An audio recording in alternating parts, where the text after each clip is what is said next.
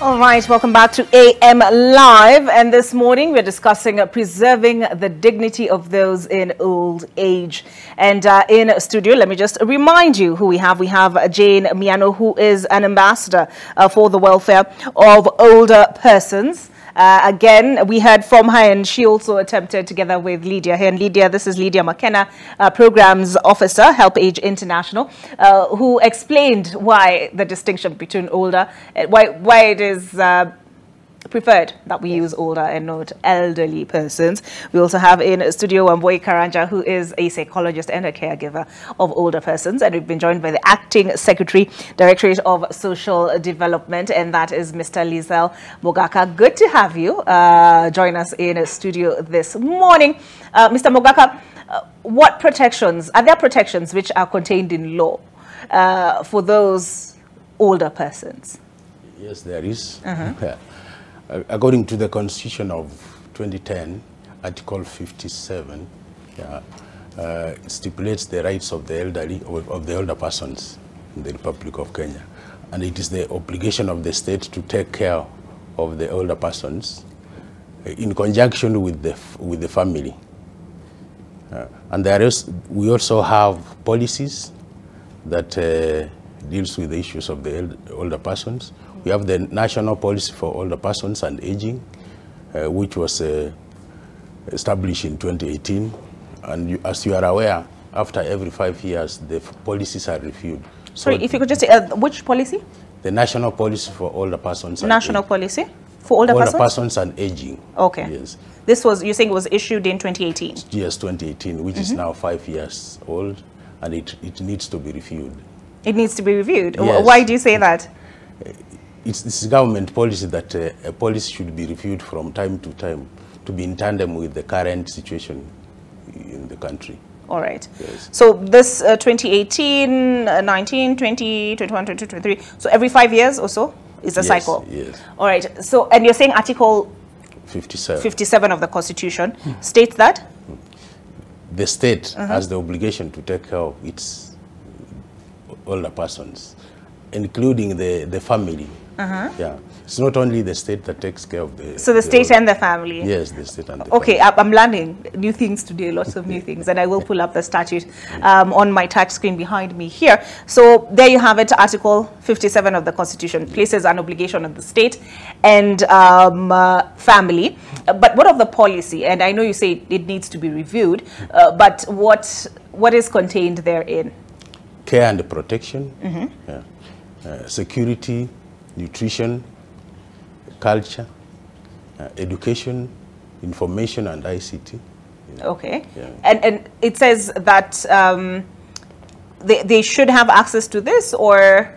Yeah, they should have access to this and also be involved in national development issues. Yes. Does it provide how and to who the obligation falls? It's the obligation of the state and the family. Just in general? Yes. And us, not only as an individual, you need to take care of your older parents. And you need to be aware of your surroundings.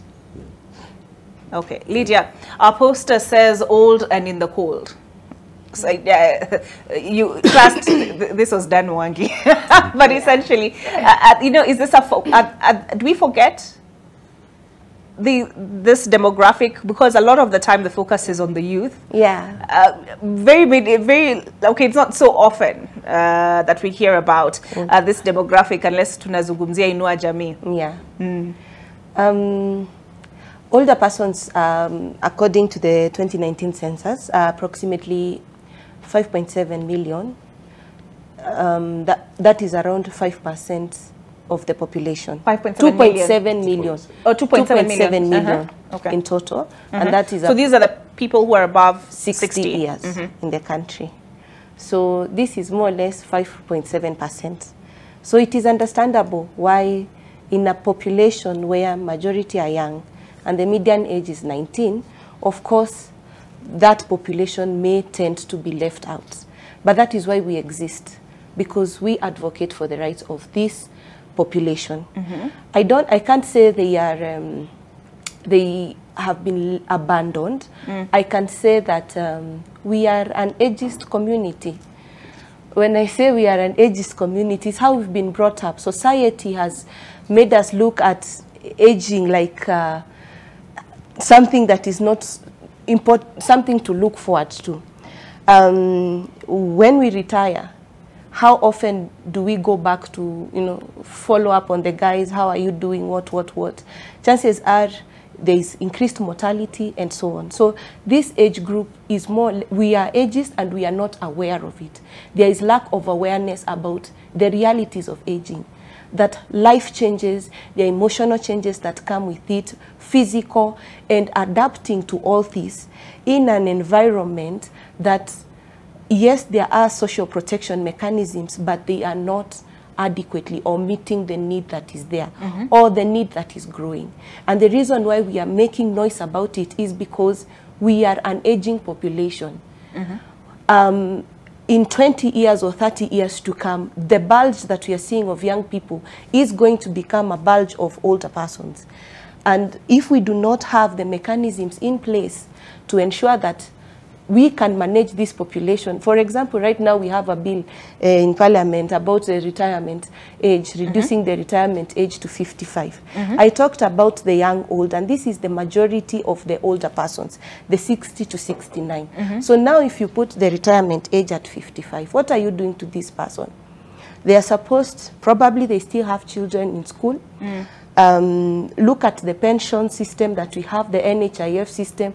Once you hit 60, some medical insurance covers refuse to cover you. And that is when you have some chronic conditions. So there is a lot of pressure at this particular age, yet we are the people that are forcing this age out of work. I'm not saying that it is the obligation of the state to protect all the members of the population, including the young and the old. But more or less what we see is out with the old and in with the new. And more or less we leave this group behind. So we are trying to create noise, awareness. And people don't like to talk about aging, even in places of work. But it is there and it's a reality. Today we are older than we were yesterday. And in a few years, we are older. So what are we doing about it? All right. Yeah. Jane, how do you feel? Do you feel forgotten? So much so, because even as my friend is talking about the Article 57, I'm aware of it. But in spite of it, there are so many older persons who are yet even to get there in Jamii. And sometimes back, I remember it was like anybody who is benefiting would also get an NHIF card paid. But I don't know what happened. Kind of it stopped. And particularly, I don't benefit from either disability or the older persons. And the simple reason is because I'm getting a very small pension, right? And while I was working, like Lydia has said, in addition to NHIF, which I was paying for, I was also backed by an insurance, medical, by the employer. Yes? But when I retired, an early retirement, it meant that one is gone and I have to pay for my NHIF card. And then you realize at this particular age, so many non-communicable diseases come along. And especially for those who are aging with disabilities, it is pretty hard. I was walking with the crutches, but as I aged, I could no longer hold my crutches, neither a cariper, so I'm on a wheelchair. Yeah? Wait until you try to get a wheelchair or a walking cane, when you suffer some arthritis, and you know it is difficult. For me, because I am already registered as a person with a disability, having suffered polio at 8 months of age and grown up, I could benefit, easily benefit from the National Council. Not so quickly because they are not as available. But I'll get one someday. But for somebody who is just suffering an arthritis and can no longer walk, you cannot apply, just go and apply for a walking cane or crutches. They will ask you, what is your registration number? Are you registered as a person with disability? Disability. And so, because I'm doing some community work, doing some kind of resourcing for these older persons and vulnerable persons on assistive devices, you find it is very difficult for somebody who is just getting disabled now. Yes? And that is why I'm also advocating for, I don't know whether this is the right forum, but the document, the Convention on the Rights of Older Persons. The UN Convention. Similar to the Convention on the Rights of Persons with Disabilities. That is the one which can give us a booster. Yes. Otherwise, as you said, the government is obligated. But who is the supervisor? Who is going to check that I went to hospital and I was helped? Yeah. You realize actually the kind of pension I'm getting, I will not mention, but it cannot buy my medicine, leave alone food. And somebody will say, you are pensioned. And truly, because even my friend knows the 2,000 will also not do anything in Kenya today. Yes. Mr. Mogaka, your response to that. So if you receive a pension, no matter how small, that disqualifies you from government assistance? Yeah, when targeting the ones who are receiving government pension, don't benefit. You know, initially the plan was to assist the most vulnerable. No, so when you are getting any form of pension, that means you are not very vulnerable. Maybe to respond to her issues, it's that you are aware that the National Council for Persons with Disability, they used to do, I think, central, when it comes to the issues of providing the cards and maybe getting medical attention, it was just done centrally. But these days you are aware that it has been decentralized. It is done at the county level. So the government is doing everything to ensure that at least the vulnerable members of the society are benefiting, except that maybe it's the pace that the public is complaining about. And the other issue is that advocacy, we have not done a lot of advocacy, at least for the public to know what services the government can be able to offer. You remember, the current government, just the bottom-up economic transformation model, that is one of the priorities, to ensure that the vulnerable members of the society get assisted. You are aware that the Inua Jamii, as from the beginning of next month, the number is going to increase to 500,000, 500,000, but it will be done gradually. The government is doing everything to ensure that we cater for the interests of everybody within the Republic of Kenya. Yes. All right, Wamboye, tell us a little bit about how you got into this work. Is it for you a calling? So how I got into this work is that my father lives with early onset Alzheimer's disease, and by early onset his symptoms, forgetting, getting lost, started when he was very young, around 55. And as he grew older, there were no support systems, and there was no awareness and no government policy and support system. So that's how I got involved with this work, because I understood that there's a gap in care and support, and especially with information on Alzheimer's disease and other types of dementia. And that's how I got involved in this work. Yeah. So when was this? How many years ago? It was around more than 15 years ago. So my dad is still alive, so he's been living with dementia for more than 15 years. He's at the very late stage dementia where he's bedridden, he's on liquid food, but for all those years he's needed 24 hours care for more than 10 years.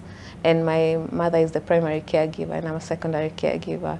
So for aging populations, for care, it's especially with such a chronic illness, it's years and years of work, and especially unpaid work for caregivers.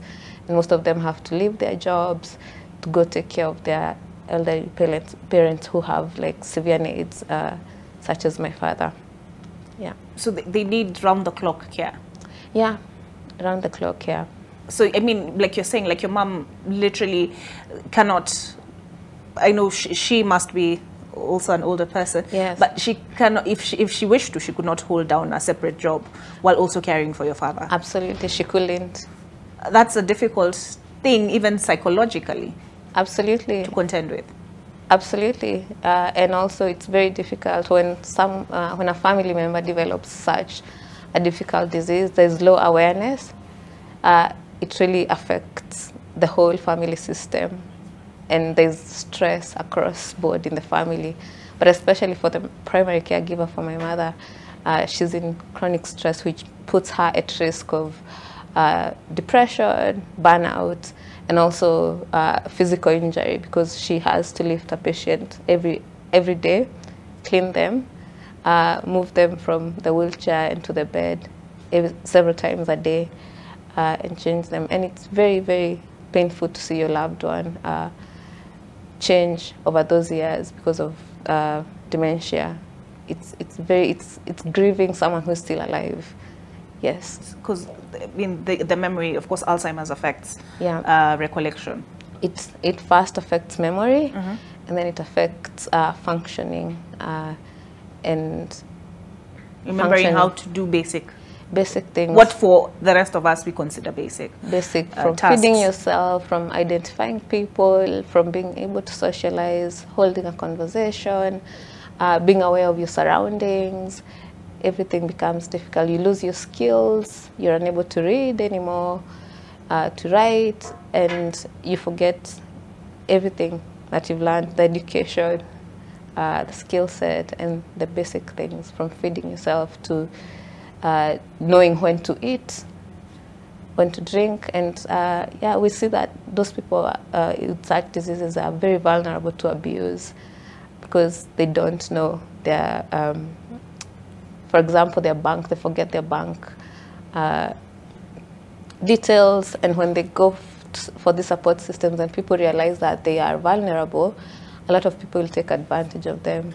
And I think if you speak to families of people who've had dementia, they'll talk about their family member being abused at some point, either financial abuse, someone taking advantage and taking their money away, or physical abuse because of the lack of understanding of the symptoms of dementia.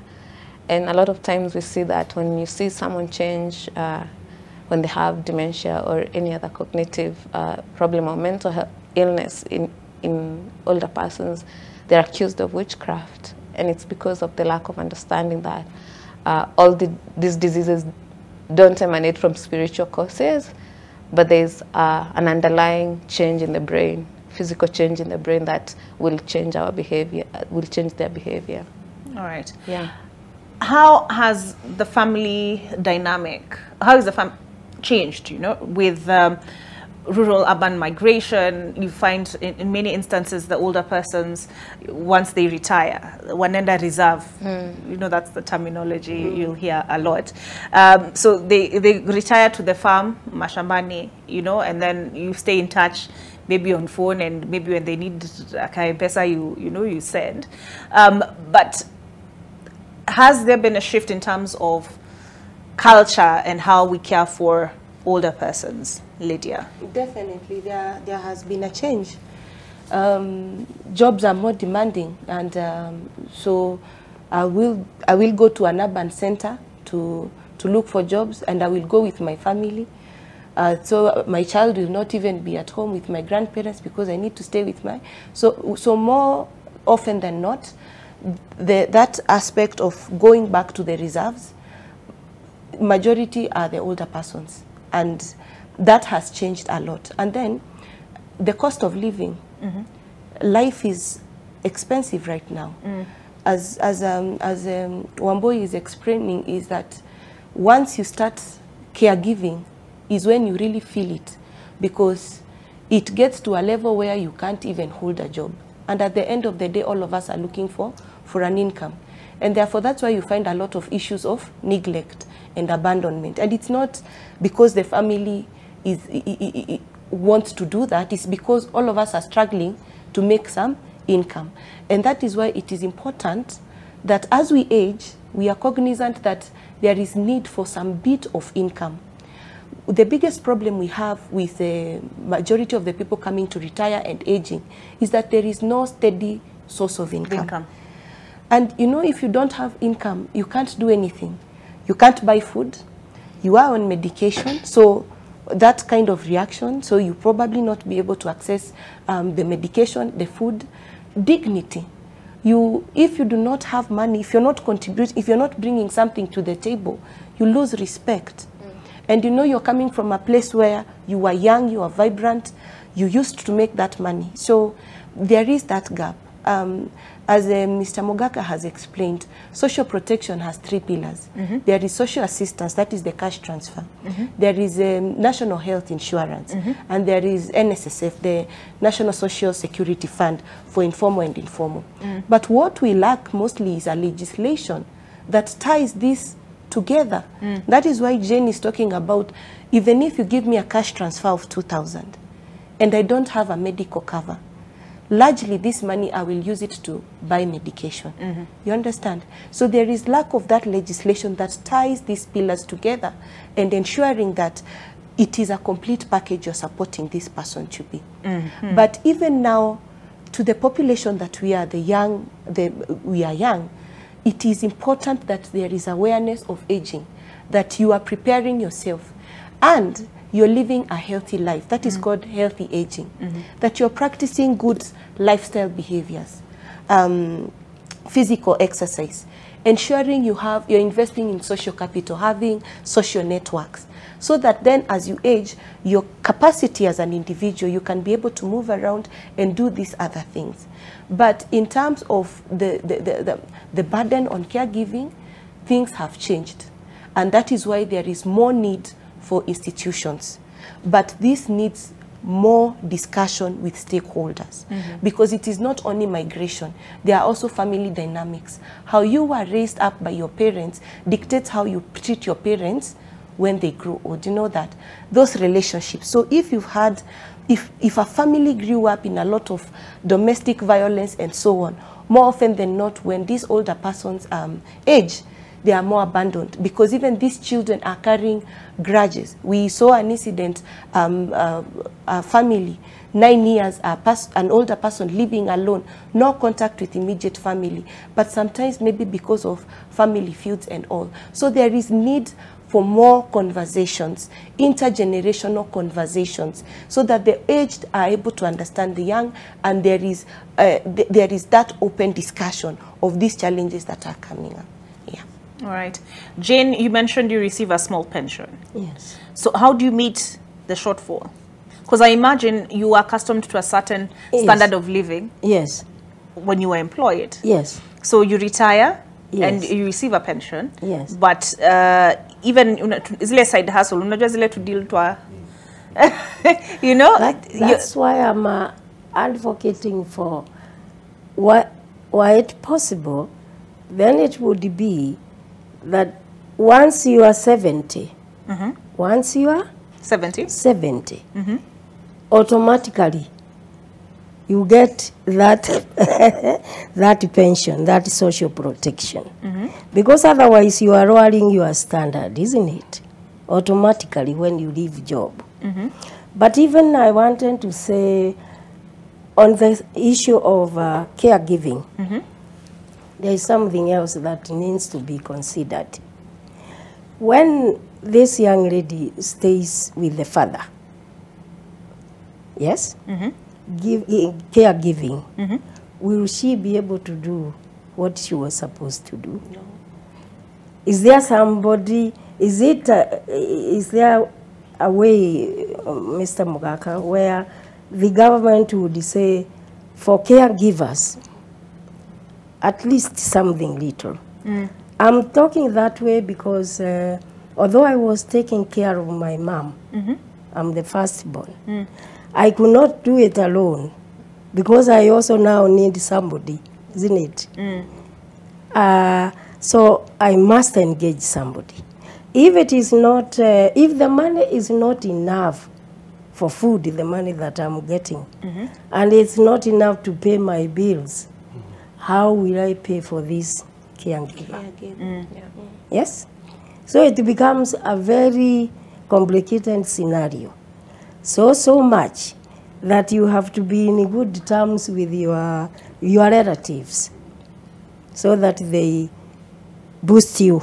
If they don't, you can easily become a beggar. Yes? So if you are talking of social protection, then it should be kind of wholesome. But I'm so much so still nailing on universal medical health care, universal health care cover.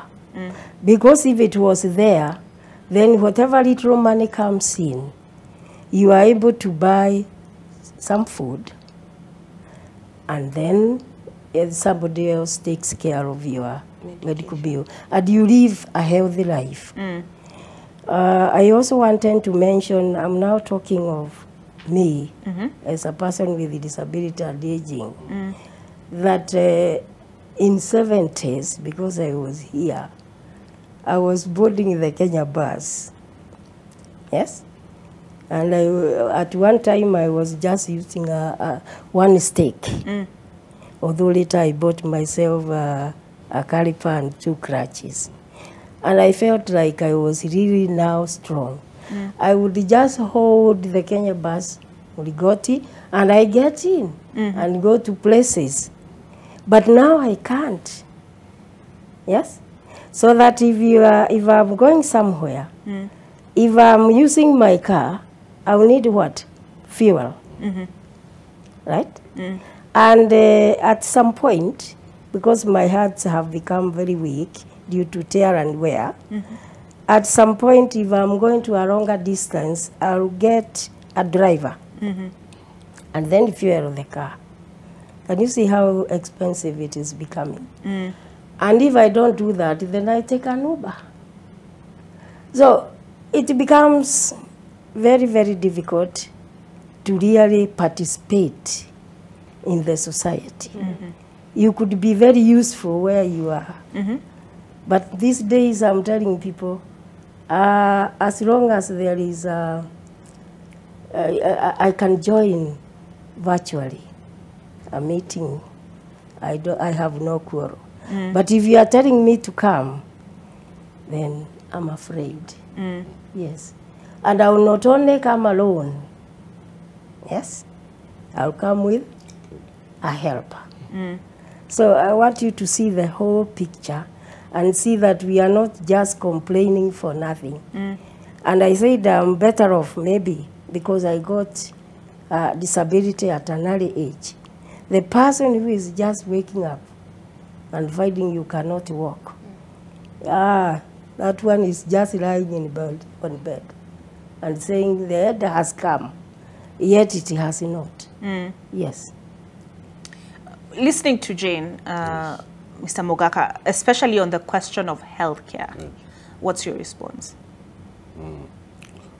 I would just like to talk about social protection in general, whereby, you know, we have the minimum standards to ensure that at least the vulnerable get the best, so that they are not at the at the far corner of vulnerability.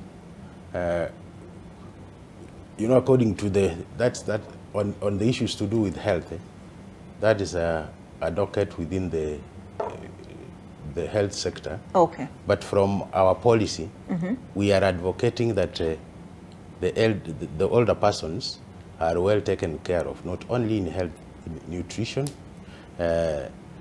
social support networks, family. For now, we are developing the National Family Promotion and Protection Policy, whereby we are urging all the family members to take care of their families. And also, you are aware of the issues that are happening currently. They are not so good involving families. Where did we go wrong? Yeah. We have to find out where we went wrong and maybe get back on track.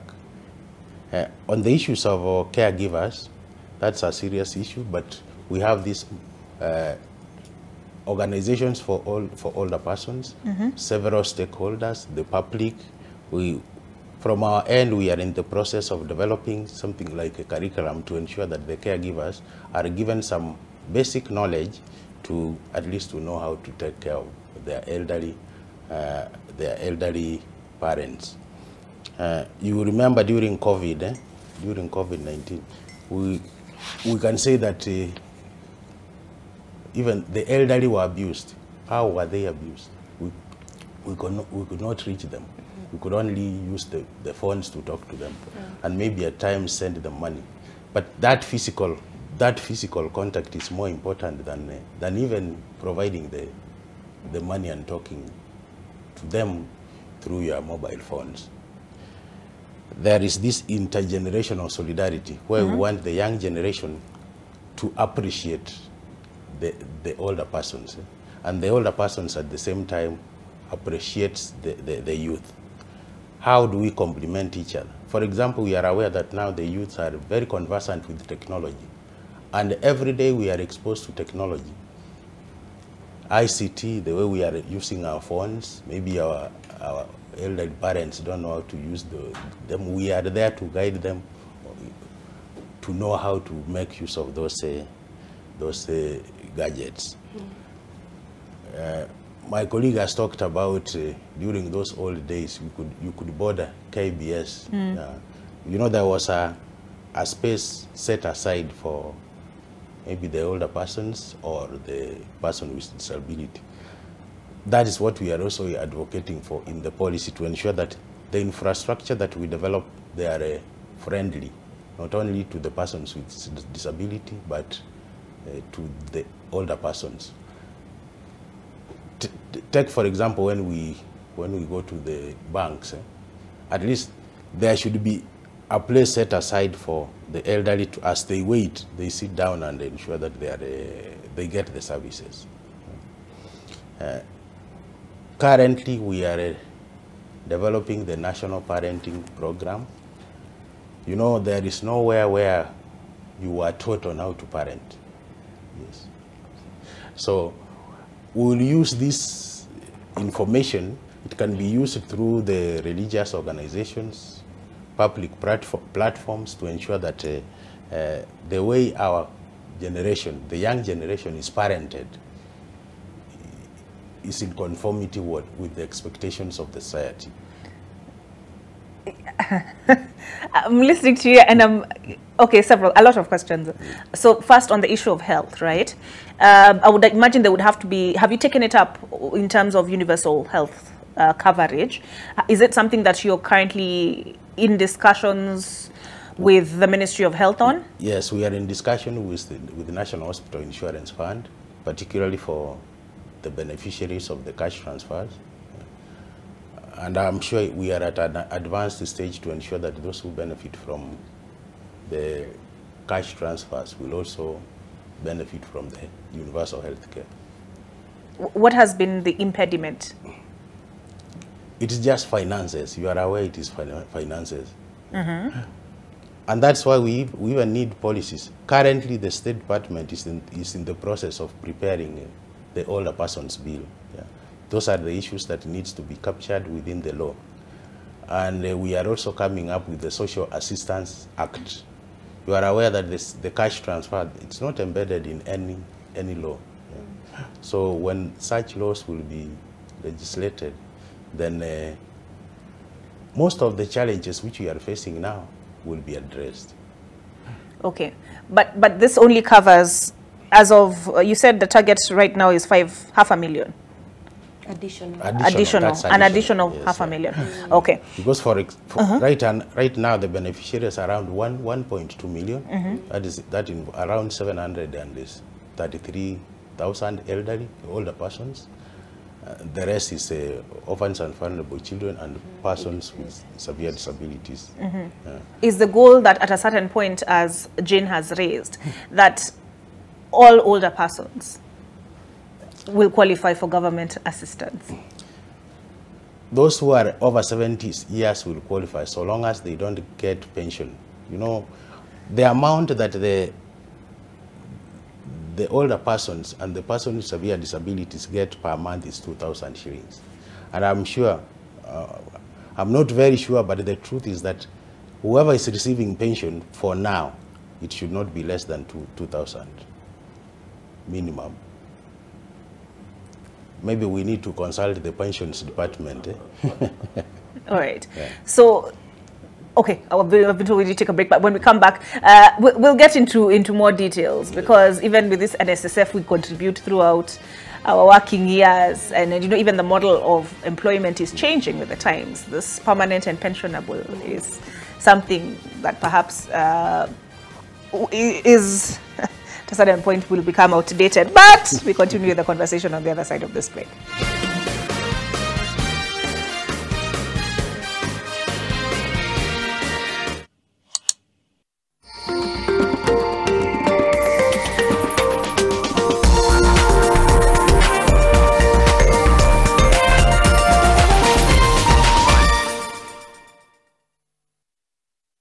Reach your audience instantly and make a lasting impression with Nation Sema. Affordable SMS at 0.3 Kenya shillings. Own sender ID for 10,000 Kenya shillings plus 10,000 free SMS. To sign up, please call 0790 111 111 or email us on nationsema@ke.nationmedia.com.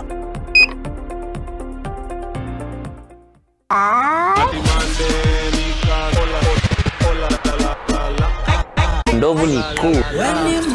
Karibu Kenya, tuna tabia zetu tu. Basi weka mkono juu. Yes you.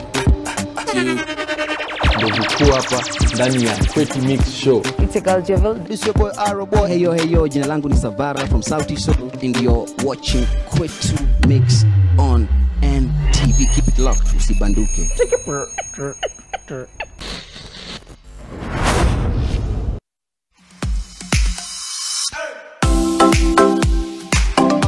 Get ready to tantalize your taste buds and embark on a culinary journey with Pishi Bomba, the ultimate cooking show that brings the flavors of the world right into your living room.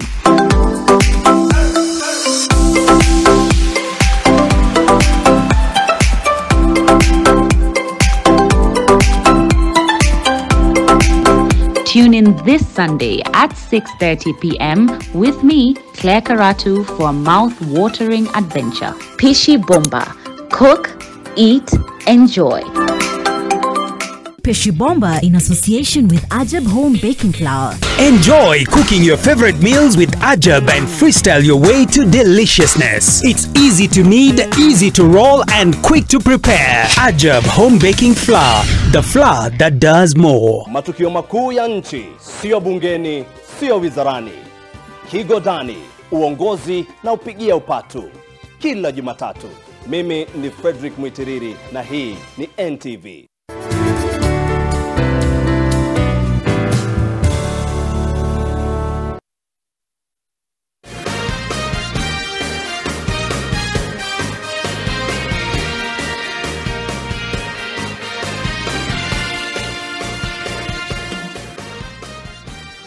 All right, welcome back to AM Live. But during the break, Lydia was actually addressing issues on health. Yes. So are you willing to do so on record? Yeah. Yeah, I'll go slow on it. But on matters health, I'd say that first of all, it all boils down to funding. Up to now, I don't think Kenya has ever reached the Maputo Declaration, the Abuja Declaration of at least 15% of the GDP to cater for health. Mm-hmm. If there is underfunding, you will have less doctors in facilities, you will have less caregivers, you will have overworked nurses. Now, upon that burden, you bring now geriatric care, which is a huge gap. We have a gap in terms of trained healthcare on geriatric care. So, what for those who may be unaware, what is geriatric care? Geriatric care is treatment and medicine care for older persons. You see the way you have pediatricians for children, so geriatric care is for older persons. So first of all, so it's a specialty? It's a specialty, yes. And there is lack of adequate training on it. So that's the first gap. And the second is that we acknowledge that the Ministry of Health has done quite a lot in terms of care for older persons. We have the National Healthy Aging Strategy 2022-2026. We also have the National Community Health Volunteers Training Manual on care for older persons. So at least with these two documents, they chart a way forward in terms of training and awareness on caregiving for older persons. But much needs to be done, because in as much as you strengthen the community health volunteers, the health promoters, when they do the referral system, to where do they refer? If the nurses and the clinicians are not sensitive. Majority of older persons will complain of long queues in facility, scattered service centers. When an older person goes to a facility, the registration is there, lab is up there, you know. By the time they're even following up with NHIF, an older person is tired and lost in the facility. So more often than not, they will probably not come back again. And also the most disappointing is usually when, even with the NHIF, they have paid the 500, you actually get the care, you see the consultations and all, but when it comes to the drug, there are no essential, there are no drugs that you take from the facility. You're given the prescription, go outside and buy. So we have a gap there. And the other thing also is about caregiving. There is, first of all, there is no proper way that is recognized of building the capacity of family caregivers. You see, day in, day out, taking care of a person, and there is no support group or any kind of support or assistance to a caregiver, it leaves them very stressed. So there is also that gap for caregiving. There are some upcoming private caregiving training sessions, but there needs to be a comprehensive or something from the national government coming down. And then the other thing is, you see, health is also devolved. At the end of the day, we need the county government in this discussion when you're talking about health for older persons. In as much as we have seen some of the governors, some of the members of parliament, for example, Beatrice Alachi Dagoretti, has come up and offered to pay NHIF for all the 70 plus. But also, is this NHIF meeting the needs of older persons? When you talk about older person, when they go to a facility, it is not the usual triage. They need to be checked all capacities, whether they are functioning. Probably the older person is starting to develop hear loss, eyesight loss, challenges with movement, cognitive. An older person could be depressed. Going to the facility is maybe a chance they are looking for somebody to talk to. But more often than not, the system is go to the facility, check the BP, wait, proceed. In an ideal situation, there is something called the ICOPE guidelines, integrated care for older persons, that at the first service point, an older person needs to undergo a series of assessments that checks on all the capacities if they are working, so that then you're not waiting until a disease has happened, you're actually able to capture it before it happens. So in terms of healthcare, we really need more support in funding. But even now, across ministries, aging is a cross-cutting issue. It is not only a directive by the Ministry of Labour and Social Protection. Yes, it is our mother ministry. But as you can hear from Mr. Mogaka, the Ministry of Health has a role. NHIF has a role. Ministry of Education has a role. Because if this education is where we are educating young people, where is the discussion about aging? We are not talking about it. Where is the discussion even in universities? When you talk about lifelong learning to maintain the cognitive capacity of an older person should be comfortable enough to walk to a facility and, you know, get support to advance their learning. But what do? We put off cut-off points for scholarships. After 35, your expired goods, move on. Yeah? you get? So, I mean, it's a whole transformation. It's a cross-sectional issue that needs to be discussed. It is not only under the Ministry of Labor and Social Protection or just HelpAge International or people here. All of us need to start mainstreaming issues of older or aging in our discussions because it's a reality. And when we are out of service, because majority of people retire when they are at director, senior positions where you make decisions. When you come out is when you realize, oh, we should have pushed that policy to go through. Oh, we should have had that law. Now I'm outside, I can't come back and make those decisions. So I think for health, there is need for more funding and there is need for improved additional geriatric training provided to be able to reach out to these groups. Currently, our health systems are ageist to our older persons, unfortunately. Right. Older persons are not happy, they're not enjoying going to health facilities because the health facility is not friendly to them. Okay. Let's make health facilities more friendly to older persons. All right. Wamboi, there's been talk of a gap where caregiving is concerned.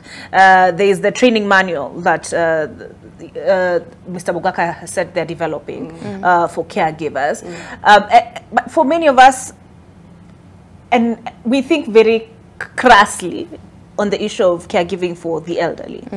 We expect that ule mtu hana kazi ya kushagondo atashughulikia the older persons, right? And then now people who want to get into caregiving professionally will want to do so in the West. They'll say, absolutely. You know, that's where we'll make the money. Yes. You understand? But perhaps they're not sensitive. Like you know, you're speaking, you've experienced it personally in your life. So perhaps when you're caring for the elderly, I mean, for the older persons, you're more, basically, let me just say, sensitive to their challenges. But for somebody who's just looking to make money, absolutely, one of the biggest skill for any caregivers, and I'd say for families to look for, is compassion, love, and willingness to learn.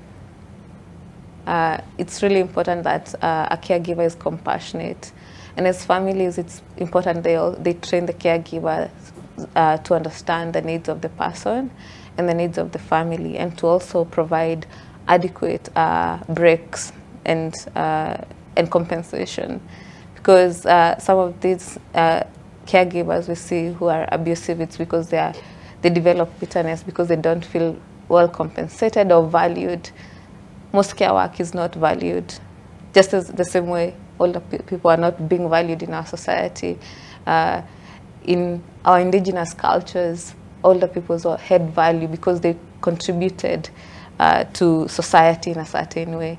Right now, if you're not making money or being a salaried individual, you're not seen as valuable.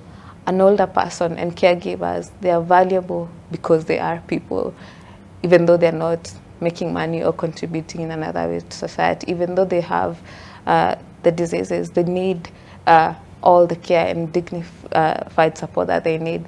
And for caregivers, training and experiential learning is really important. You can go learn everything you need to learn by going through a course, but interacting with people and understanding how behaviors change from day to day, expecting change, being able to be very intuitive and understand when a sudden health changes and you realize that this is urgent, I need to take action, is quite important.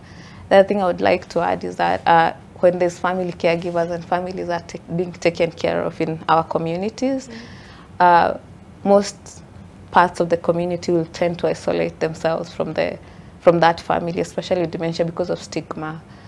And I would like, for me, my call to action to the community in Kenya is if you have an older person in the community, go check on them, sit with them, have a conversation, bring them a meal, do their laundry.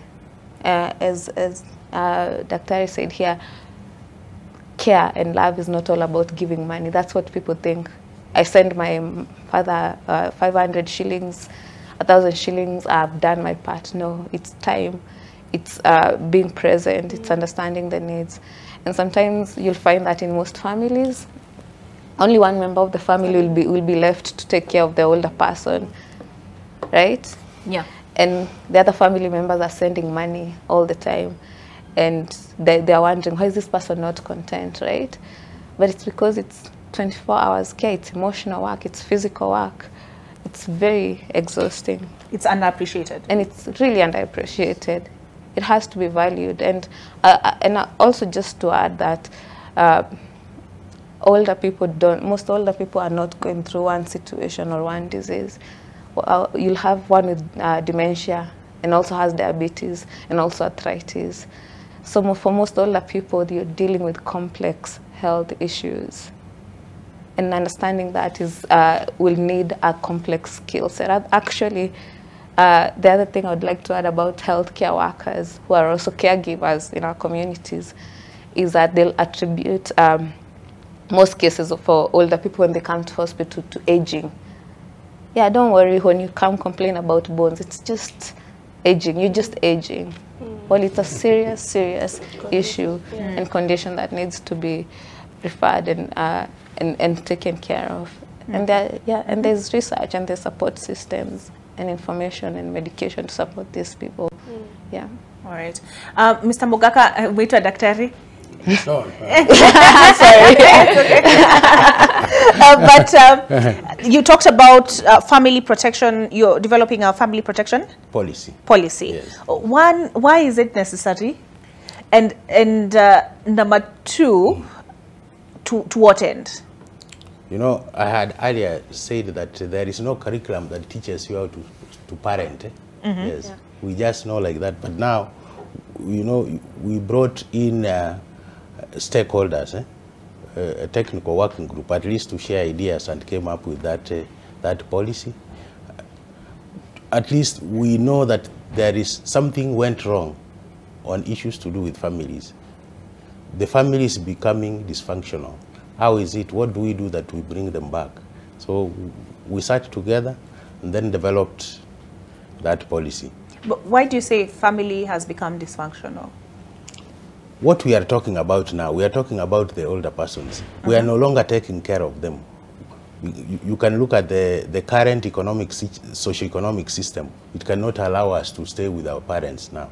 How do we now, when we realize that there is that gap, how do we ensure that they age gracefully? Yes. Okay. At the same time, you know, the challenges we have, they can be solved from the community level. We enlist in 2018. We enlisted lay volunteer councillors. Those volunteers, they volunteered themselves, and then we enlisted them. We enlisted them so that they can assist. They can provide the psychosocial support within their communities. At least they know their families, they know their communities, they know their neighbors. They can be in a position maybe to guide them on how to live well, how to live peacefully, harmoniously. And there is several challenges facing our own families and communities. How do we go about solving those challenges? How do we address them? So these lay volunteer councillors are in all the sub-counties within the Republic of Kenya, and they are being supervised by the social development officers. They work alongside the community health volunteers, and we also have child protection volunteers.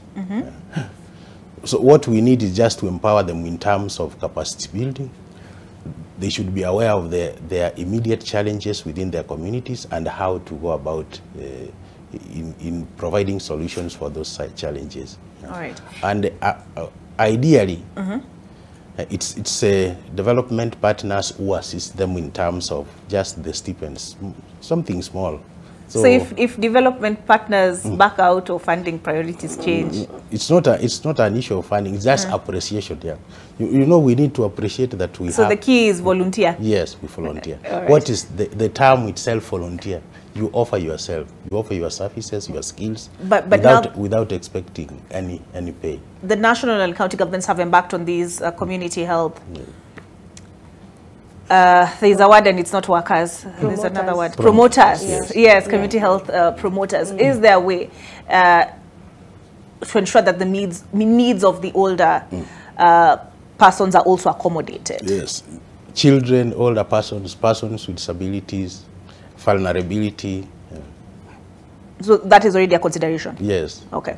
Now, given the changing family dynamic, there will probably be greater need for care facilities. Yes. I did mention that special report that was filed by the BBC. Yes. So first of all, how many care facilities, if you know, are registered in the country? What is the process like, and how are they supervised to ensure that they preserve the dignity of older persons? That's why I said in earlier that we need to develop the older persons bill. For now, we have around 150 older person centers, but they are managed by NGOs, religious organizations, and individuals. The government has only one center, which we established in Kirinyaga Rescue Center for Older Persons, at least to take care of those who are abused or neglected. There was research that was done a survey that was done in 2014 by the State Department, and we realized that we have 3 hotspots where the elderly seems to be abused. That is Kilifi. You are aware of what happens in Kilifi. You are aware of what happens in Kisii. And Kirinyaga. And when you're saying you're aware, you're referring to the witchcraft accusations. Yes. So at least for that is just as an urgent stopgap. We developed that. We established Kirinyaga Rescue Center, where those who are abused and neglected can be assisted, and we are in the process of developing at least one in Kilifi, depending on the availability of funding. And we have realized that the elderly are abused because of their property. Yeah. They are called witches or wizards because you know, we want to get rich quick. But the older persons, our older members of the society, are not ready to let go what they have. And our young generation, we don't want to work hard and achieve our own. Yes. Of course, something like land it's supposed to be inherited, not to be sold. Yeah, in some communities, it's not easy to sell land. But now, for us, we see it can be disposed so long as we can get money. I mean, like you read those troubling reports of over land, somebody has been hacked, a son or somebody has hacked their parent, and very troubling reports. But Lydia, a lot of the time when we think of our older persons and their contribution to society, we are like, oni wale watu wa kutuma mboga, unajua unatumia mboga kutoka nyumbani. You know, you just see them as good for that, or election time wanatolewa kwa nyumba. The people are now very interested in our older persons to go and vote. You know? So you had something to add on about the institution. We have the national standards for the establishment of older persons institutions. Yes, Oh yes, actually we didn't conclude on that. Yes. National standards for the establishment of older persons institutions in the Republic of Kenya. So we developed those standards. Any county government or any institution or an individual who would like to set up a home for the elderly will follow those standards. Are they regulated? No, they have not been regulated. So what we are now fighting for is to ensure that they are regulated, so that we can be able to monitor and supervise their operations. All right. And then also there's, culturally, the retirement plan was always the children, right? I mean, was the children, because there's the thinking that if I pour everything I have into my child when I'm older, then it is my child who will care for me. So anyway, and sorry, I was going somewhere with that question on you know, we just see our older persons as mtu wako Nairobi or wherever the urban center is you live, and kutumia maybe some M-Pesa, you know, end month, or so. In terms of, do you think we don't really appreciate the contribution that older persons can make to society? Because you talked about, and was there you put it, was elicited some laughter that once you're 35 you're expired goods. You move on. Planning. Yeah, why are you going back to school again? You see, it's news when you go back to school at 50. We know why. What are you doing? But I think yes, to some extent, we are not appreciating that contribution. But and let me say this, that it is not. I don't say it is everywhere. There are families that are actually taking very good care of their families, of their parents. I mean, even on social media, you find children posting easy goods zimetoka nyumbani. God bless my mother-in-law. God bless my mom. You know, that is very appreciative, and you would assume that then maybe this even goes with sending a small token of appreciation to the parents. So there are families that they are taking care of their family members, but there are some that are not. There are some that have been abandoned, left alone. Sometimes even children that have moved abroad, and then they have left the parents. More often than not, those ones may experience some loneliness and being left alone. We've heard of families where the parents lived and passed on, and their children didn't even come to bury them. What? Yeah, because I mean, it's life. It's life, and where you are, maybe you're tied. So there are those scenarios. So, and that is why now the institutions are coming up, and it's a reality we cannot run away from. And that is why the law is important, because even if there are guidelines, they are not enforced. What we witnessed with Togoto is not an isolated matter. What we witnessed with Togoto is not an isolated matter. As Wamboi has explained, caring of an Alzheimer's patient, a dementia patient, because I think those were some of the ones that we saw, it requires skill, and this is family. So you can imagine in an institution where it is not family that are a bit more compassionate, and you cannot blame them. There has to, you cannot just wake up and go to beat up an older person for no reason. There is a root cause behind that. Yeah.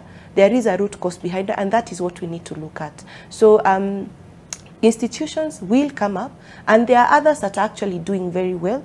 It depends. It also depends with the socioeconomic status. There are those that are actually doing very well, and the older persons are well taken care of, and families are happy. But also there are those that we still are experiencing gaps. And unless this law is enforced, the institutions will still come up. The good thing right now, the religious institutions have played a very big role in some of these institutions, setting this up and, providing a home for the elderly. But much needs to be done. But first, it will start with a law that safeguards them. But it is true, we are aging, and eventually, we need to get comfortable. And what we need to do, prepare yourself for that time.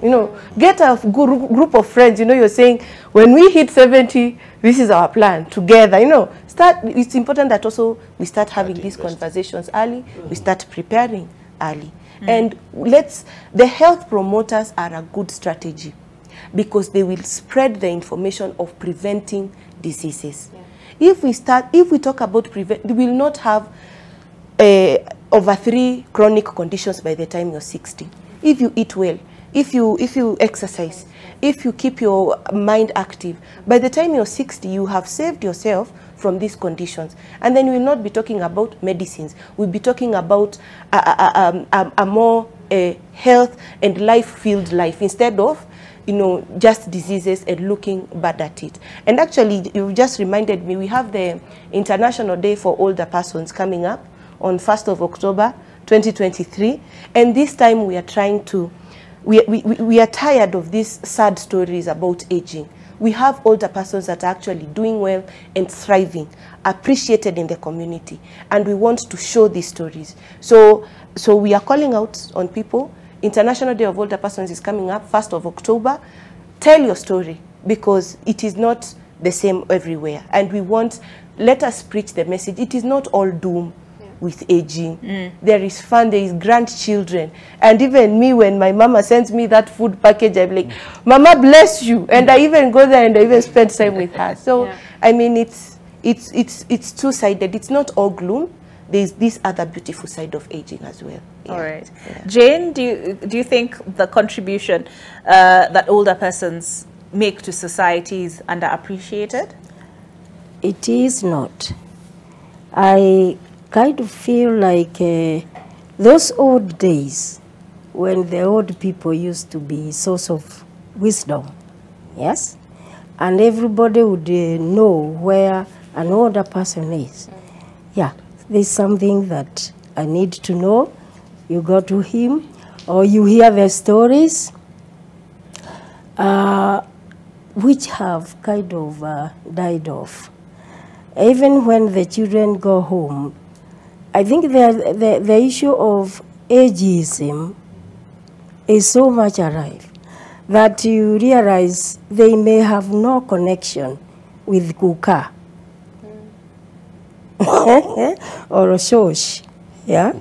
They will not have any connection.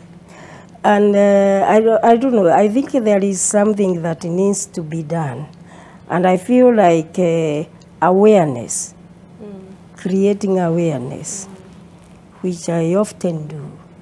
If an older person gets to a community and she is contributing, they hear her talk, wisdom, yeah? And they see what she is doing. Then she stops looking strange. Otherwise, you kind of look strange. And so I feel like something should be done in the community through some programs, either by NGO or government, whereby we will make these children know that getting aged is not, getting old is not bad. If, all of us are aging each day. Yeah? And I read a post the other day that said that if you don't want to age, then you know what it means. You depart early. Yeah? That is exactly what it means.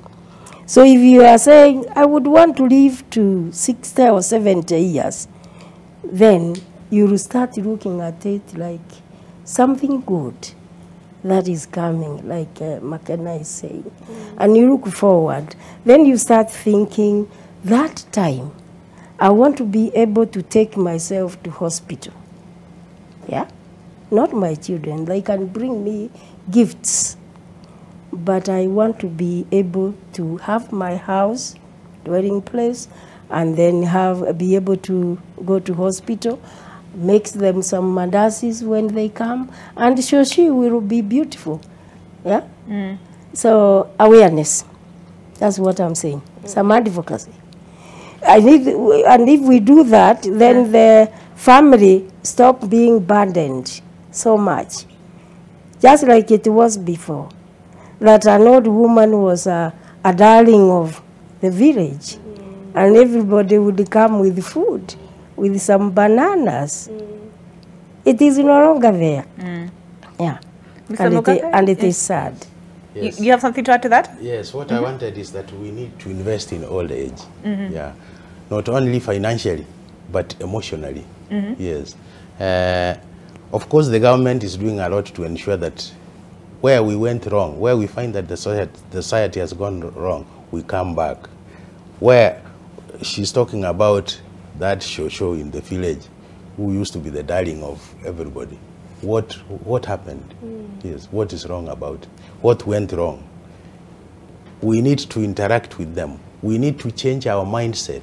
We need to have a positive thinking about aging. You know, aging starts from the time you are born until you leave this world. It's not a curse, it's not a disease. Yes. We need to appreciate what is it that I can benefit from this, from the older persons, from the aged. There is a lot that we learn from them. And it also depends on, from certain communities. We have some communities who respect the elderly. They have serious respect towards them. What they say, their word is the law. And those older persons don't misuse their position. They are fair in terms of alternative dispute resolutions. Who do that? It is the elderly. And they do it fairly. But because of the way we were brought up, our attitude, our thinking, and so forth, we no longer value them. We need to value them and bring back that respect. We need to interact with them every now and again, not just talking, using. Of course, we have the modern technology. We are on the phones throughout. We don't have time for our families when we are at home. We don't talk about our generations. I'm sure most of us cannot name 5 generations behind us. That's why we have come up with this policy. That's why we have come up with the parenting program. That's at least, you know, as a parent, you know how you need to bring up your children well, so that as they age, they appreciate aging. They appreciate the people around them. All right. Yes. Although the question that arises for me is that, can you police values? You know, I imagine they are intrinsic. But your last word, Wamboi. My last word is a call to action to our communities, to churches, to any other religious institution, to your chama, a chama that you belong to, women's guild, women's groups. Aging in community is the best way to age, right? Being part of a community with your friends, with your village mates, that's the way to age. And for caregivers, I urge caregivers to seek help and to not isolate themselves, and for communities to constantly check in on people who have been affected by dementia. They have an older patient, and to support them, not just money, help them with an activity at home. And the last thing I'd like to say is that September is World Alzheimer's Month, and it's the month dedicated to raising awareness of dementia, and Alzheimer's disease is the main cause of dementia. It causes most types of dementia. So in the next month, talk about Alzheimer's disease. It's not a normal part of aging. It's not caused by witchcraft. It's a disease that can be diagnosed, and people can get the support they need. Yeah, that's my last word. All right, Lydia? Yeah. No, I think this has been an honor to be invited here. Thank you even for inviting us to talk about this issue, pertinent issue. I think the media also has a role to play in creating awareness. And so we hope that through this we have been able to raise more awareness and called more people to action. But from Helpage perspective, our work is to advocate. We are calling out on all stakeholders. Let us join hands together. Let's mainstream matters of older persons. Whatever line you're working on, you know, talk about aging. Even in your workplace, talk about aging. Let's create awareness, because you cannot deny we are aging. Thank you. All right, so I have to end the conversation there. I have just been signaled by my director Jackson and Dirangu, but I want to thank my panelists this morning for coming to studio and helping raise awareness, because that was ultimately the objective. And I want to thank you, Mr. Lisel Mogaka, and he is Acting Secretary, Directorate of Social Development, Ministry of Labour and Social Protection. Thank you for taking the time to join us this morning. I want to say a special thanks to Jane Miano, and she is an older person's welfare ambassador. And also, there's another title that I did not include in the poster, but is rightfully yours, and that I should mention. She is also, let me see, founder, Focus. Focus on Disabled Organization. Did I get it right? Yeah, we are so happy you made the time, and because you explained to us it's not quite so easy that it was not easy how you got here. We also have in studio Wamboi Karanja, and who is a psychologist and caregiver, and Lydia. Oh, Lydia, I've left you out. Lydia McKenna, Program Officer, Help Age International. My name is Olive Barrows. We've just started the conversation. Good morning.